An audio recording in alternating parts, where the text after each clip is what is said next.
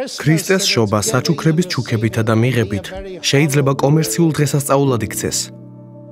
უშინაარსო კომერციულ დღესასწაულად, რადგან მატერიალურ საჩუქრებთან დაკავშირებული პრობლემა ისაა, რომ შეგიძლიათ საჩუქარი მიიღოთ და საჩუქრის მომცემი კი უარყოთ. წარმოიდგინეთ, რომ საშობაო სადილზე მეპატიჟებით. ძალისხმევას არ იშურებთ, რომ ყველაფერი კარგად გამოგივიდეთ. ჟღერს მუსიკა, ყველაფერი დიდებულია. სანთლები ანათებს, სუფრა შესანიშნავადაა გაწყობილი. ვსინჯო პირველად მორთმეულ კერძს, მაგრამ საერთოდ არაფერს ვამბობ პასუხად, როცა თქვენ საუბრის გაბმას ცდილობთ. შემდეგ მთავარი კერძი შემოაქვთ, რომელიც ძალიან ლამაზადაა გაფორმებული და ძალიან გემრიელიცაა. მასაც სიამოვნებით შევექცევი. თუმცა მაინც სიტყვას არ ვძრავ. შემიძლია დარწმუნებით გითხრათ, რომ ეს უხერხული სიტუაცია კიდევ უფრო უხერხული გახდება მანამ, სანამ დესერტს მოიტანენ. საბოლოოდ, როცა თავი დამანებეთ, რადგან იფიქრეთ, რომ ხმას არ ამოვიღებდი, ვბრუნდებით თქვენკენ და გეუბნებით, რომ შესანიშნავი სადილი იყო, რომ ძალიან ვისიამოვნე. მუსიკა და გაფორმებაც ძალიან მომეწონა, თუმცა აი თქვენ კი ოდნავადაც არ მაინტერესებთ. რას იგრძნობდით? თქვენ იტყვით, რომ ეს არასოდეს მოხდება. როგორ არა, ეს ყველა ჩვენგანის ცხოვრებაში მომხდარა. გაიხსენეთ გასული წელი, საჭმელი გქონდათ მაგიდაზე, საიდან მოდიოდა ის? საჩუქრებს გართმევდნენ, ამ უნივერსიტეტში სწავლობთ. დიდად კურთხეულნი ხართ. ამ წელს ცოტაოდენი დრო თუ მაინც დაუთმეთ მას, ვინც ეს ყველაფერი მოგცათ. რათა მადლობა გადაგეხადათ მისთვის. თუ მხოლოდ საჩუქრები გამოართვით და ხმაც არ გაგიციათ მისთვის. ეს ძალიან იოლად ხდება, ჩემს ცხოვრებაშიც კი. ღმერთი გვაძლევს და გვაძლევს. ჩვენ კი გვწამს თუ არა მისი. გამუდმებით ვიღებთ მის მადლს. ტრაგედია კი ისაა, რომ ამ საჩუქრებს, ანუ ღვთისგან ბოძებული ინტელექტს, სხვადასხვა ნიჭს, საკვებს, ტანსაცმელს, 1000 გვარ რესურსს იოლად ვიღებთ, მაგრამ უგულებელ ვყოფთ მას, ვინც ამ ყოველივეს გვაძლევს. თუმცა არსებობს ერთი საჩუქარი, რომლის ერთდროულად მიღებაც და მისი მომცემის უგულებელ ყოფაც არ შეგიძლიათ. ვინაიდან ძე შეგვეძინა. ქრისტეს შობის ისტორია ასეთია. საჩუქრების მომცემი თავად იქცა საჩუქრად ჩვენთვის. ეს ძალიან დიდ რამეს ნიშნავს. ეს გახლავთ ყველა სხვა ამბავზე აღმატებული ამბავი, რომლის წინაშეც ყველა სხვა ისტორია უფერულდება. რა პაწაწინა სამყაროს გთავაზობთ ათეიზმი? 60-70 წელი და სულ ესაა? მაშინ, როდესაც ღმერთის უსაზღვრო სინამდვილე ღიაა თქვენ წინაშე და ღმერთი შემოდის ჩვენს სამყაროში, ის ზეციდან დედამიწაზე ჩამოვიდა. რისთვის? ანგელოზმა მარიამს უთხრა და უწოდებ მას სახელად იესოს და იხსნის ის თავის ერს მათი ცოდვებისგან. ამ ქვეყნად ძალიან ბევრი კარგი რამ არსებობს, თუმცა არის ასევე ბევრი ბოროტება, ტანჯვა, ძალადობა, ომი, ჩაგვრა და მონობაც კი, შიში, დისკრიმინაცია და ადამიანებით ბოროტად სარგებლობა.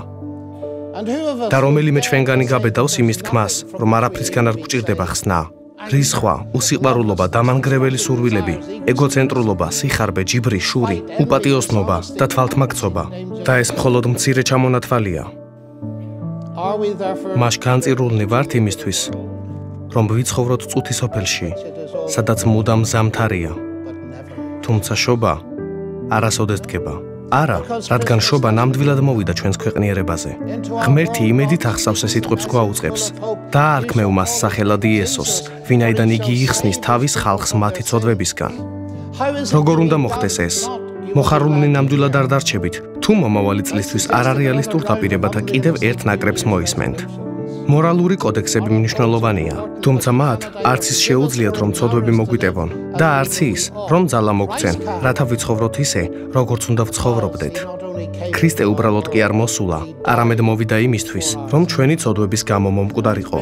როგორც კენტერბერის არქიეპისკოპოსმა თქვა, ჯვარი დიდებული ადგილია, სადაც ამ წუთის ოფლის ტანჯვა და მწუხარება, წამება, განსაცდელი და სიბინძურე ღმერთმა აზიდა საკუთარი მხრებით ჩვენ და მისი ყვარულის გამო. ქრისტეს ძალუძს, რომ მოგვანიჭოს სიცოცხლის ძალა, რადგან ის აღდგა მკვდრეთით, მაგრამ შეიძლება მისი მკვდრეთით აღდგომა ვიღაცა მეჭქვეშ დააყენოს. მახსოვს კრისტოფერ ჰიჩენსმა მითხრა ერთხელ: მორალურ აზრს ვერ ვხედავ იმაში, რომ ერთმა კაცმა სხვების ცოდვებისთვის გაწიროს თავი. მართალია, იესო რომ უბრალოდ კაცი ყოფილიყო, მართალი იქნებოდა ეს სიტყვები. მაგრამ იესო მხოლოდ კაცი არ ყოფილა, ის იყო განკაცებული ღმერთი და იმის გამო რომ ის ღმერთიცაა და კაციც, შეუძლია შემოგთავაზოს ხსნა, როგორც უსასყიდლო საჩუქარი პატიების, ღმერთთან მშვიდობის, ახალი სიცოცხლისა და იმედისა. აქ უბრალოდ იმის გამო კი არ ვდგავარ, რომ გონებით ვარ ამ უწყების ჭეშმარიტებაში დარწმუნებული, არამედ იმიტომ, რადგან მწამს, რომ შესაძლებელია ქრისტიანობის გამოცდა შემოწმება. მეც გამოვცადე ის და ჭეშმარიტად ვპოვე. ზოგი ადამიანი იტყვის, რომ მეცნიერებაში შეგვიძლია სხვადასხვა რამის შემოწმება, ხოლო ქრისტიანობაში ეს შეუძლებელია. სისულელეა. უფალი იესო დარწმუნებით გეუბნებათ, რომ ამ საღამოს, ამ ოთახში, თუ მისკენ ნაბიჯს გადადგამთ და მიენდობით მას, როგორც მხსნელსა და უფალს, მიიღებთ პატიებას, მშვიდობას ღმერთთან, ახალ სიცოცხლესა და ახალ ძალას. ამის შემოწმება კი სულ ადვილად შეიძლება. და მაშინ, როდესაც იმდენ ხანს იცხოვრებთ, რამდენიც მე მიცხოვრია, და იხილავთ ასობით ადამიანის ყოველმხრივ შეცვლილ ცხოვრებას, დაინახავთ, რომ ეს არის ერთი დიდი მოწმობა იმისა, რომ ქრისტიანობის არა მხოლოდ შემოწმებაა შესაძლებელი, არამედ ქრისტიანობამ დაამტკიცა, რომ ჭეშმარიტია. მაგრამ იქამდე რომ მიხვიდეთ, გამიზნულად უნდა გადადგათ ნაბიჯი, რა თქმა უნდა. ყველა სხვა საჩუქრის მსგავსად, ამ საჩუქარსაც მიღება უნდა. და მის მისაღებად კი გული საკუთარი ნებით უნდა გავხსნათ, როგორც დაწერილია. ხოლო ვინც მიიღო იგი და ირწმუნა მისი სახელი, მისცა მათ ძალაუფლება იმისა, რომ გამხდარიყვნენ ისინი, ვინც იქამდე არასოდეს ყოფილან. ანუ ხელახლა შობილი ღვთის შვილები. ეს ძალიან დიდი მნიშვნელობის მქონე ისტორიაა. ბოლოს, ლოცვასავით შეიძლება წავიკითხოთ საშობაო საგალობლის ბოლოს სტრიქონი. წმინდა ოყრმაო, შობილო ბეთლემში, ხელებს აღვაფყრობთ შენ და მივედრებით. შემოდი ჩვენს გულში, განდევნე ცოდვები, მოგვეცი ძალა ახალი ცხოვრების. ანგელოზები გვამცნობენ უწყებას, დიადს და გასაკვირს, ღმერთის ძეშობილა. მოდი და დამკვიდრდი იესო, ჩვენ შორის, შენსავით სხვა მხსნელი, არავინ ყოფილა.